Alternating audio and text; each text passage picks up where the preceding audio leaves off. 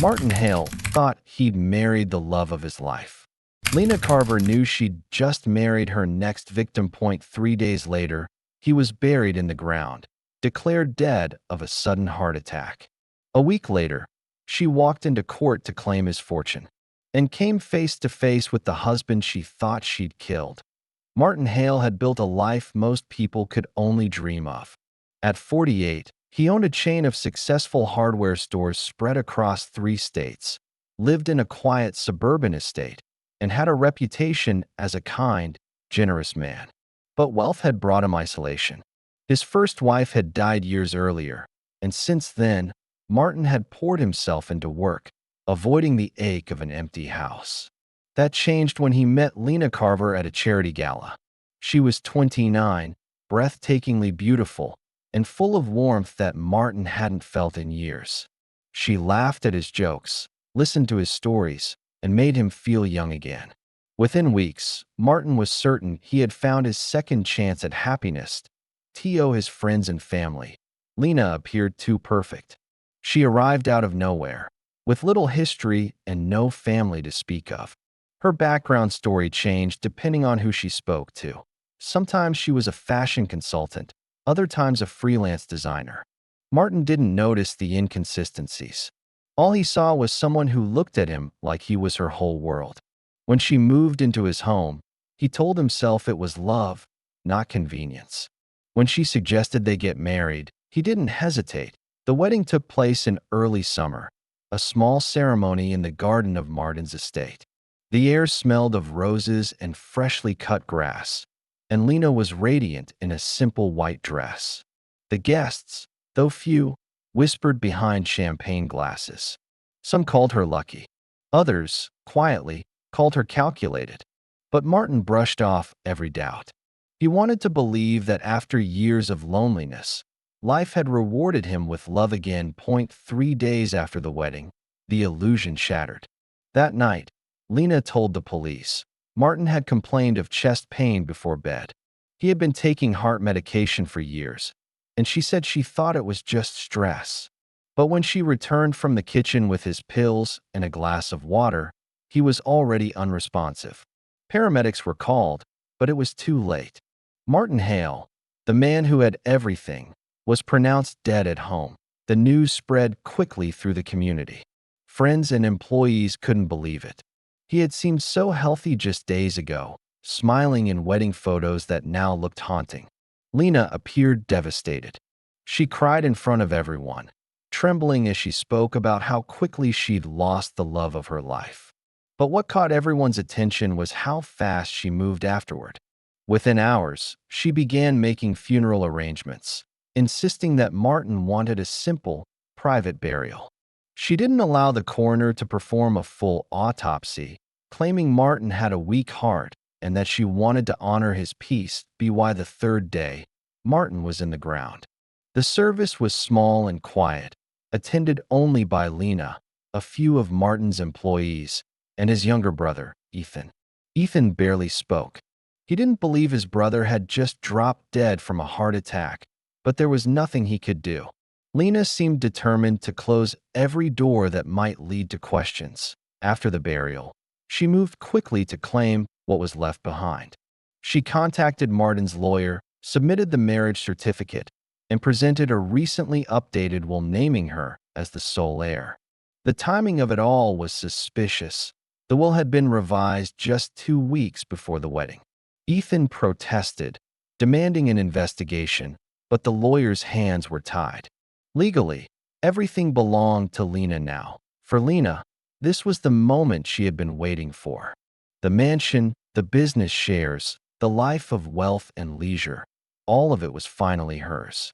For years, she had lived from one opportunity to the next, using her charm to survive. But Martin had been her greatest conquest, a man too kind to suspect manipulation. As she walked through the mansion that night, now entirely her own, she felt untouchable. She poured herself a glass of wine and stood by the window overlooking the garden where they had exchanged vows just a week earlier. The moonlight spilled across the freshly turned soil where her husband lay buried. A small smile crossed her face, not of sadness, but of victory. Everything had gone perfectly. No one had questioned her story. No one had looked too closely. What Lena didn't know was that Ethan had already started making calls. Something about her tears had seemed forced, her grief rehearsed. And when he looked at his brother's wedding photos, he saw something in Martin's expression that didn't sit right. A hesitation, almost a flicker of unease. Ethan couldn't shake the feeling that Martin had known something was wrong. But for now, Lena slept soundly in her new home, confident that her past would stay buried, just like her husband. What she didn't realize was that the truth was about to claw its way back to the surface, and her perfect plan would soon unravel in the most shocking way imaginable. Lena woke early every morning now, the sunlight filtering through silk curtains that she had already replaced since Martin's death. The house felt larger without him, emptier, but in a way that comforted her. Every polished surface, every framed picture, and every unopened drawer was a reminder of how thoroughly she had taken control. She spent her days meeting with lawyers, signing documents, and transferring Martin's business shares into her name. Each signature was a quiet confirmation that her plan had succeeded. But success brought attention, and attention brought whispers. People in the town began talking about her, the young widow who buried her wealthy husband 3 days after the wedding. Lena didn't care. She told herself people always gossiped about those who had more than they did. She smiled at the bankers and lawyers who seemed uncomfortable around her, as if they too suspected something was wrong, but didn't dare ask. She played her role perfectly, grieving widow, misunderstood, fragile, but determined to honor her husband's memory. The act worked for most, but not for Ethan Hale. Ethan was restless. Martin's sudden death had never sat right with him. His brother had been in good health, cautious with his medication, and had never complained of chest pains before. The speed of the funeral and Lena's refusal to allow an autopsy only deepened his doubts. He began to dig quietly, starting with her background. It didn't take long before he discovered that there wasn't much of one. Her past addresses led nowhere. Her employment records were vague. There were no family members listed, no old friends who knew her well, and the few references she had used for the marriage license turned out to be disconnected numbers. Ethan hired a private investigator named Tom Riker, an old friend who had once worked for Martin's company. Tom began pulling records, scanning databases, and speaking to people in towns Lena had once lived in. Within a week, he had uncovered 2 previous marriages. Both husbands had died under strange circumstances, one in a car accident, another by drowning during a fishing trip. In both cases, Lena had collected substantial life insurance payouts and moved away within months. Neither death had ever been investigated beyond routine reports. Tom handed Ethan the evidence, and together they took it to the local police. The detectives were interested but cautious. Without Martin's body or an autopsy, there was no direct proof of wrongdoing. All they had were patterns, suspicions, and a woman who seemed to have a talent for surviving tragedy. Still, the officers agreed to keep an eye on her while Ethan considered the next step, petitioning for an exhumation. Meanwhile, Lena's composure began to crack. It started small. One morning, she found a letter slipped under her door. It was written in shaky handwriting and signed, containing only 5 words. "You buried the wrong man." She froze, staring at it for minutes before tearing it to shreds. She told herself it was Ethan trying to scare her, yet something about the tone unsettled her. That night she double-checked the locks, pulled the curtains tight, and left a light on in the hallway. The next day, another letter arrived, this time in her mailbox. It mentioned details about Martin's business deals that only he would have known. Then another came, describing their wedding day, the color of the flowers, the vows, even the song that played when they danced. Each letter ended with the same haunting line: "You buried the wrong man." Lena tried to ignore them, but she couldn't. Her confidence began to slip into paranoia. She started imagining shadows outside the windows, footsteps in the hall. Her dreams were filled with Martin's face, pale and still, yet staring back at her as if accusing her of something she couldn't escape. When she finally went to the police, they listened but found nothing. There were no fingerprints on the letters, no cameras showing anyone near her property. They asked if she might know who could be sending them, and she mentioned Ethan's name without hesitation. But when officers questioned him, Ethan showed them the investigator's report instead. He calmly explained that Lena was trying to shift attention away from her guilt. Tension grew between them. Ethan was determined to have Martin's body exhumed, while Lena pushed every legal button to stop him. She claimed it would be disrespectful, that Martin had wanted peace in death. But the truth was, she was terrified of what an autopsy might reveal. She knew the pills she had tampered with were long gone, but the poison might still linger in his system. Every delay she created was an act of survival. The nights grew longer, and the house that once felt like her victory began to feel like a trap. The whisper of the wind through the trees outside sounded like Martin's voice. The ticking of the grandfather clock echoed like footsteps approaching her room. She started sleeping with a light on and keeping a knife under her pillow.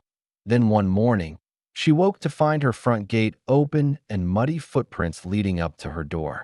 Her heart raced as she followed them, but they stopped at the threshold, vanishing as if whoever made them had disappeared into thin air.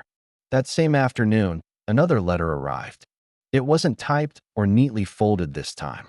It was written in bold, confident strokes. "See you soon." Lena felt the first true wave of fear. For the first time since Martin's death, she wasn't thinking about money or property. She was thinking about survival and the horrifying possibility that Martin Hale might not be resting in his grave after all that Lena's life began to unravel piece by piece. What had once felt like triumph now felt like punishment. She stopped sleeping through the night, haunted by the fear that someone was watching her. The letters kept arriving, sometimes in the mailbox, sometimes slipped beneath the door, always with that same mocking tone. The police had brushed off her reports, and Ethan had cut all contact with her. The mansion, once her symbol of wealth, now felt like a tomb, every shadow in its hallways whispering her guilt back to her point one afternoon. As she stood in the kitchen staring out at the garden where Martin was buried, she caught sight of a figure near the fence. It was only for a moment, but her heart jolted violently.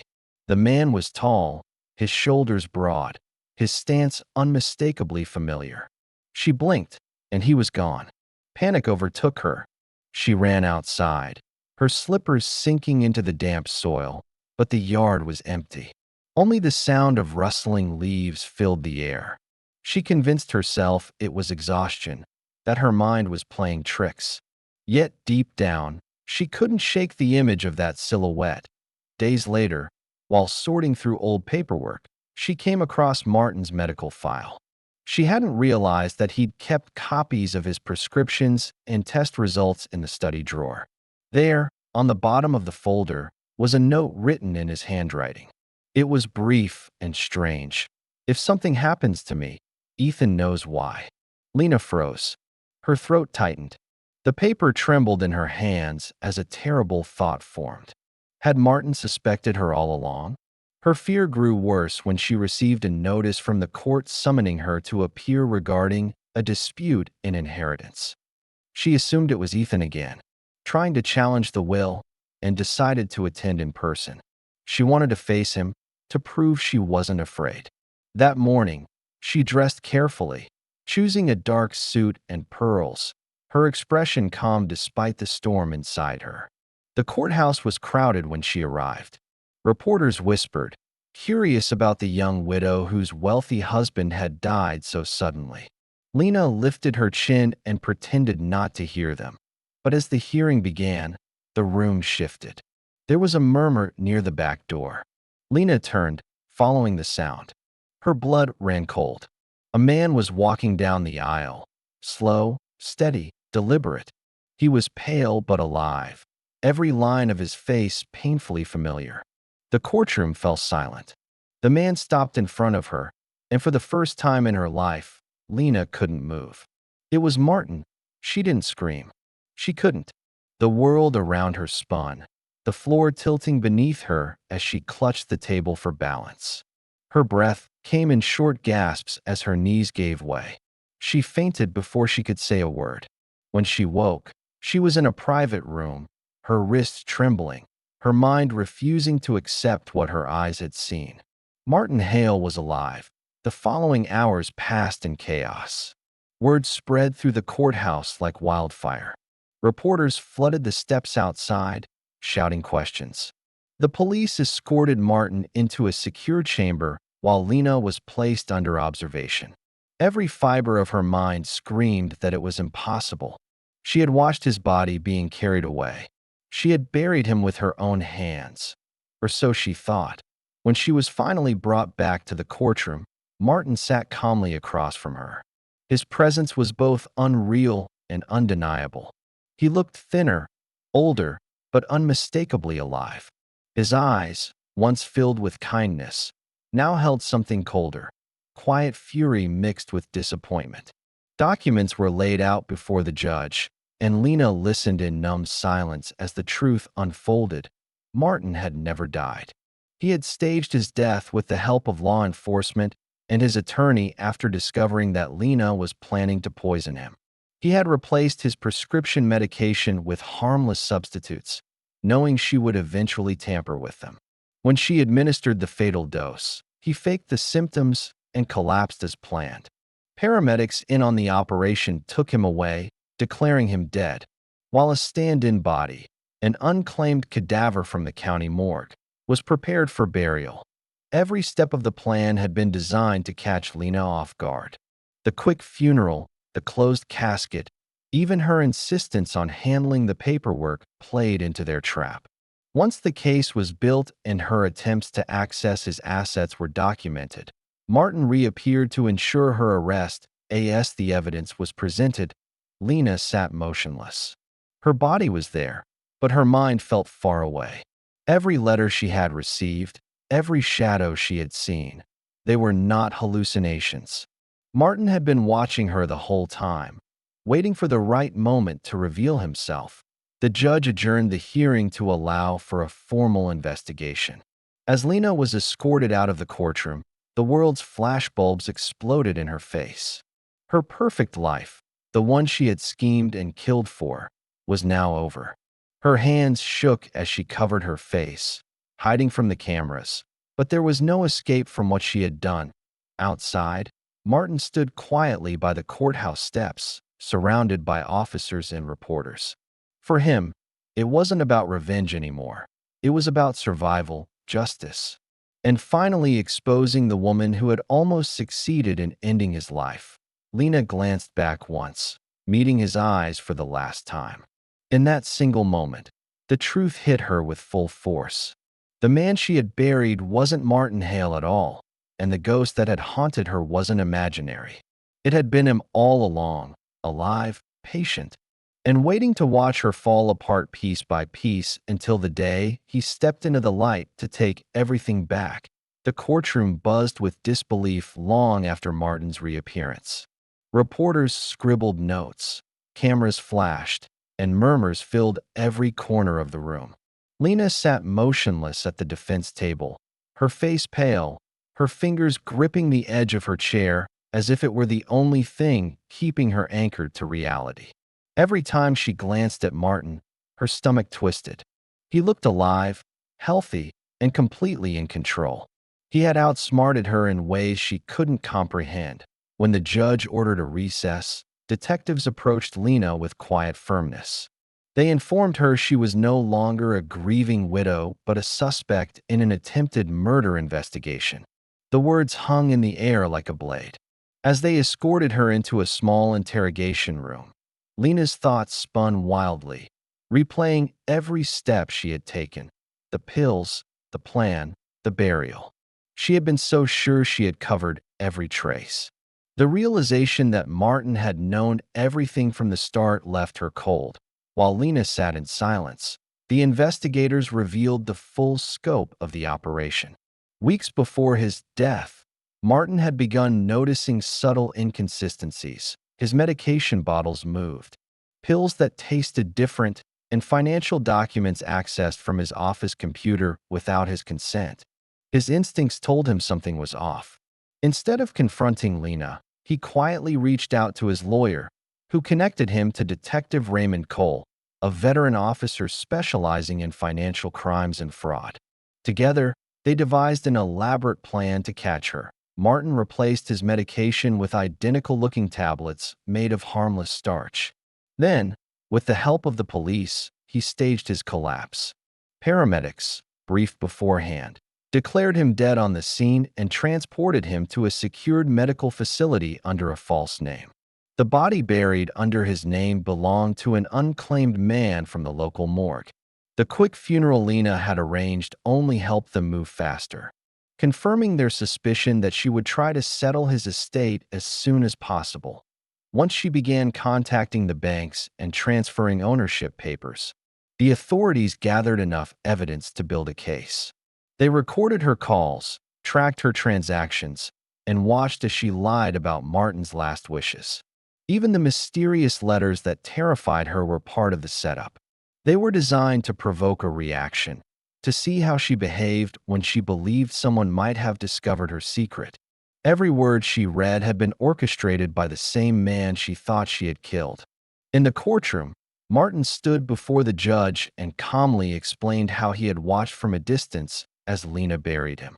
His voice was steady, though his eyes revealed exhaustion.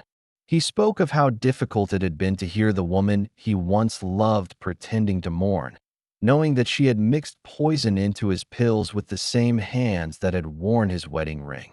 The courtroom was silent as he finished his statement, his words echoing like the final note of a song no one wanted to hear. When it was Lena's turn to respond, she struggled to speak. Her throat tightened, and her words came out as a whisper. She tried to argue that Martin's plan was entrapment, that she had been manipulated, that she hadn't meant to kill him. But the evidence was overwhelming. Toxicology reports from the discarded medication she had handled showed traces of digitalis, a potent poison extracted from foxglove plants. The fingerprints on the capsule bottles matched hers. Even her previous marriages, which she had buried in her past, resurfaced. Insurance payouts, sudden deaths, and quick disappearances formed a clear pattern of predatory behavior. The prosecution painted her as a calculating woman who saw marriage as a business and love as a weapon. She didn't protest when they called her a fraud, but her eyes darted toward Martin, burning with resentment. Beneath her calm expression, rage festered. She couldn't accept that the man she had underestimated had turned her own game against her. Martin, meanwhile, seemed almost detached. He had already made peace with the truth. The betrayal had left scars, but the months of living as a dead man had given him perspective. When the session ended, he quietly left the courtroom surrounded by officers and his lawyer. The reporters swarmed him, but he gave no statements. He didn't want fame or pity. He just wanted the truth to end injustice. Lena was taken into custody that evening. The mansion that had once been her victory became a crime scene. Detectives searched every corner, collecting receipts, documents, and hidden bank records. Each discovery tightened the case against her. She spent the night in a holding cell, her designer clothes replaced with a plain jumpsuit, her mind replaying the sound of Martin's voice testifying against her. For the first time in her life, Lena Carver was powerless. The charm, the beauty, the manipulation, none of it mattered anymore. The world had seen behind her mask, and what they saw wasn't the glamorous widow she'd pretended to be, but the woman who had buried a man alive in her own greed.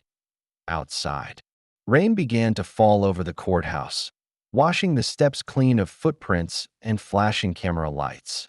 Martin watched from a distance, his reflection faint in the car window. He knew the victory felt hollow. He had saved himself, but something inside him had died anyway.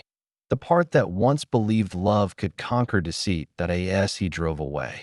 He left behind the town, the mansion, and the past that had nearly destroyed him.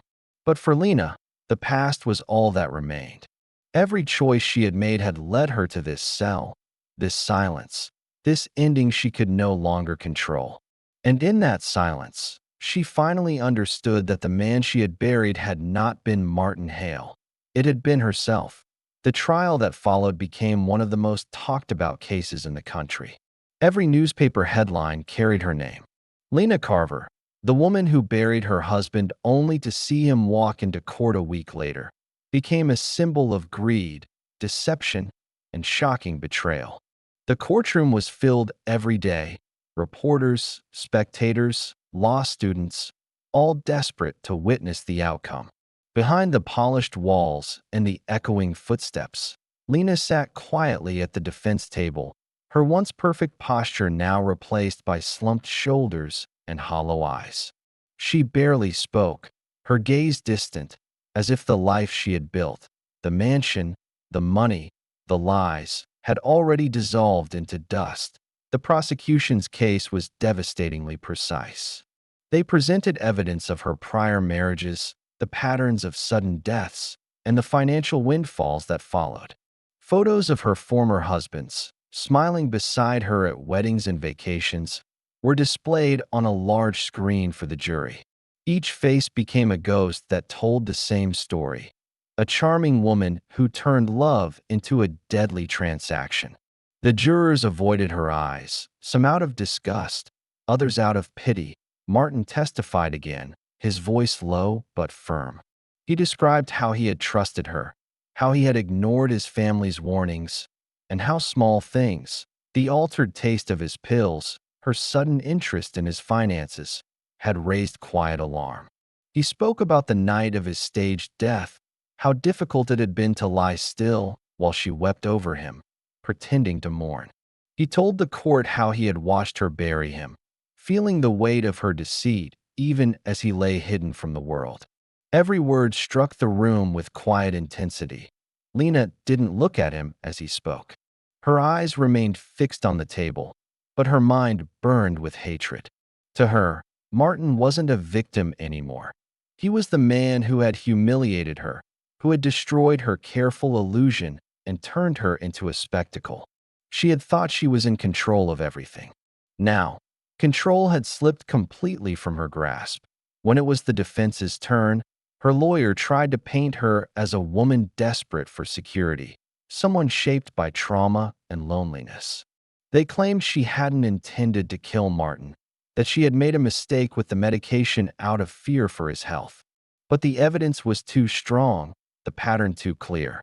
The prosecution countered easily, showing records of her online purchases for toxic substances and financial transfers she had planned within hours of Martin's death. Every lie she had crafted fell apart, piece by piece until nothing remained. But the truth, after 3 weeks of testimony, the jury deliberated for only 5 hours. When they returned, the courtroom was silent except for the soft hum of the air conditioner. The foreman stood, holding a folded piece of paper. Lena stared ahead, motionless, her hands clasped tightly on the table. The verdict was read aloud, guilty on all counts: attempted murder, insurance fraud, and falsifying legal documents. The words echoed through the room like a final sentence. Stripping away the last illusion of her innocence, the judge spoke sternly, calling her a predator who weaponized affection and a woman who mistook love for opportunity. He sentenced her to life imprisonment without the possibility of parole. The courtroom erupted in whispers as officers stepped forward to escort her away. Lena stood slowly, her head bowed, her expression unreadable. For a moment, she glanced toward Martin. Their eyes met, his steady, hers burning with something between fury and disbelief. Then she was led through the side door, disappearing from the room and from the life she had so carefully built. Outside, Martin stood on the courthouse steps surrounded by cameras and flashing lights. He gave a brief statement, thanking the police for their work and urging others to be cautious of those who exploit trust. But as soon as the microphones lowered, he walked away, his expression distant. He had won, but it didn't feel like victory. The experience had hollowed him out, leaving behind a man who no longer believed in the innocence of appearances. Months later, the mansion was sold, the company restructured, and Martin quietly left the state. He lived a modest life, away from headlines and curiosity. Sometimes he would dream of the night Lena had stood by his coffin, her tears glistening under the funeral lights. He would wake with the same thought: that love, when twisted by greed, could become the most dangerous weapon of all that I in prison. Lena kept to herself. She never spoke to reporters or wrote letters. Other inmates whispered about her, the widow who buried a living man, but she ignored them. The charm that once captivated everyone had faded, replaced by silence. Those who saw her said she often stared out the window for hours, her eyes blank, as if waiting for something that would never come. Years passed, but the story never truly faded. Documentaries, podcasts, and true crime shows retold it endlessly. The public remained fascinated by the woman who thought she had buried her husband only to see him return from the dead. Some called her evil, others pitied her, but everyone agreed on one thing. It was a story that blurred the line between love and death, trust and betrayal. And in the end, long after the cameras stopped rolling and the world moved on, the legend remained. The gold digger wife who buried her husband 3 days after their wedding, only to see him walk into court a week later, alive, unbroken, and ready to expose the truth she had tried to bury forever.